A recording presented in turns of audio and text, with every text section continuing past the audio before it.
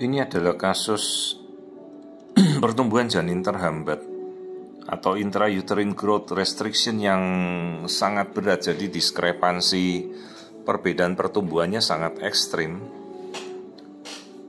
Ini pasien ini baru 1 bulan yang lalu ya, karena dia pikir bahwa pemeriksaan semuanya baik, bahwa pasien ini kemudian satu bulan lalu baru periksa di teman sejawat lain. Hanya yang kita dapatkan usia hamil yang sudah 29 minggu, tapi ukuran hamilnya stuck atau berhenti berkembang, berhenti bertumbuh di 25 minggu. Jadi hampir 1 bulan yang lalu dia tidak mau bertumbuh berkembang lagi. Janin masih hidup dengan air ketuban yang bagus. Ini saya agak curiga melihat bibirnya ada celah bibir, tapi ini bayinya tidak mau bergerak aktif, jadi menutupi wajah terus. Juga ibunya agak obes, jadi agak cukup sulit saya melihat profil wajah ini. Saya coba menggoyang-goyangkan. Nah, ini bagian hidung dan bibir sisi kiri saya curigai ada bibir sumbing. Nah, ini yang celah saya lihat ini. Jadi kecurigaan tidak ada kelainan sebelumnya dari dokternya. Jadi yang pasti ini bayinya kecilnya ekstrim, selisihnya 1 bulan tidak bertumbuh, harusnya 29 minggu. Semua ukurannya stuck di 25 minggu. Masalahnya apakah itu suatu kondisi yang normal?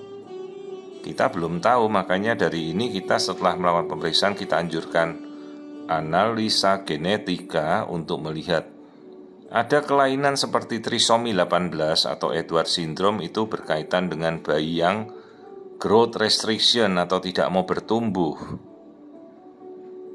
Ini saya coba menggoyangkan untuk melihat benarkah ini bibir sumbing. Jadi setelah saya cek ya memang sisi kiri bibirnya ini tidak terbentuk sempurna, jadi ada celah. Nah, ini yang saya amati ini. Ya, celah sisi kiri di bawah hidung persis. Cuma memang karena ibunya agak obes, jadi saya tidak bisa melihat dengan jelas ya. Dan posisi bayi menutupi tangannya, tidak mau bergerak untuk melihat bibirnya.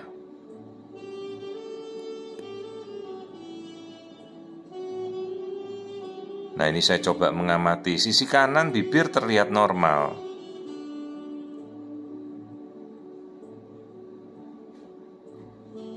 Nah, kemudian kita lihat otak. Saya mencoba mengukur jarak cerebellum ya, diameter cerebellum yang harusnya sesuai dengan 29 minggu. Ini kita lihat struktur-struktur otak, terlihat tidak ada kelainan, tapi ukuran kepala dan semuanya kecil. Struktur otak kita amati tampak normal.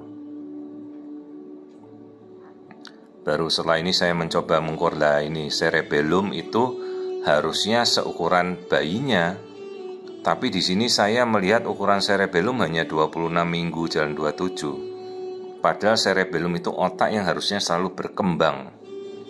Jadi jelas sudah terdampak berat bayi ini. Hipoplasi cerebellum, ukuran otaknya jadi kecil.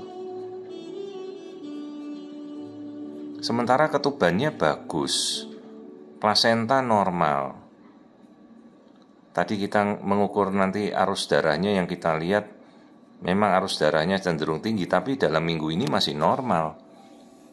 Jadi yang dugaan kita hati-hati, jangan-jangan ada suatu kelainan genetika, trisomi, namanya trisomi atau 18. Itu berkaitan apalagi dengan bibir sumbing. Hati-hati ya, jadi kita harus tahu ini kondisinya bagaimana.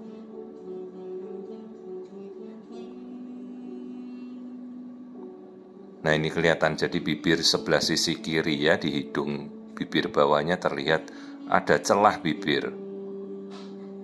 Apakah ini berkaitan dengan suatu sindrom genetika atau berdiri sendiri? Yang jelas bayinya ada kelainan dan dia gangguan pertumbuhan. Jadi saya anjurkan dia segera ibunya cek genetika untuk kita tahu apakah bayinya membawa genetika yang normal, sambil kita perbaikan asupan makan. Nah ini celah bibirnya jelas sekali, ada celah ya di bibir kirinya. Masalahnya apakah bayi ini mau naik lagi enggak beratnya? Sementara pertumbuhannya sudah selisih 1 bulan, sudah cukup jauh. Jadi bayi ini sudah stuck sejak 1 bulan yang lalu, tidak mau nambah berat. Kan resikonya kalau sampai dia tidak mau bertumbuh, bagaimana fungsi-fungsi metabolik di tubuhnya, bayinya kecil. Dengan resiko kan dia tidak bertahan ya di dalam kandungan apabila kita tunggu. Jadi ya kita mesti mengambil sikap setelah kita tahu kondisi ini, kita lihat ibunya, kita edukasi untuk makan, masih bisa ngejar enggak ini per minggunya. Ya detak jantung kita lihat dengan fokus di 4 ruang jantungnya tampak normal.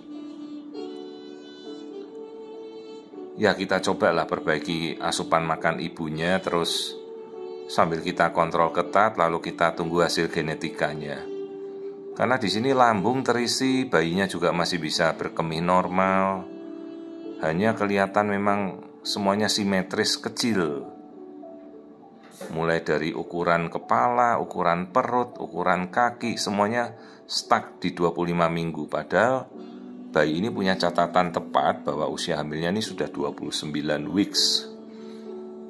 Nah ini tulang belakang semuanya normal ya. Kelaminnya tadi perempuan yang kita lihat. Ya sambil kita memberikan edukasi ke orang tua bahwa kondisi seperti ini bisa beresiko intrauterine fetal demise atau kematian bayi dalam kandungan kapan saja apabila bayi ini tidak mau tumbuh lagi.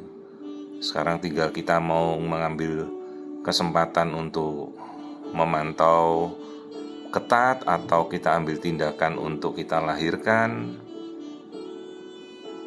Jika kita lahirkan kan peluang bertahan ya minggu-minggu ekstrim prematur ini sangat berat ya.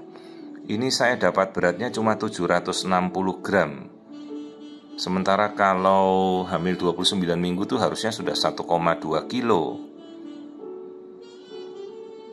Jadi ya saya kembalikan dulu teman sejawat yang merujuk pasien ini, baru kemudian nanti kita pikirkan langkah selanjutnya sambil saya cek genetikanya. Mudah-mudahan ya genetikanya normal.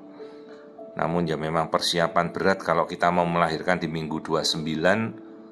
Untuk 29 minggu aja 1,2 sudah prematur, apalagi ini prematur ekstrim dengan bayinya kecil sekali. Jadi asymmetris growth restriction, pertumbuhan janin terhambat, stuck di 25 jalan 26 minggu.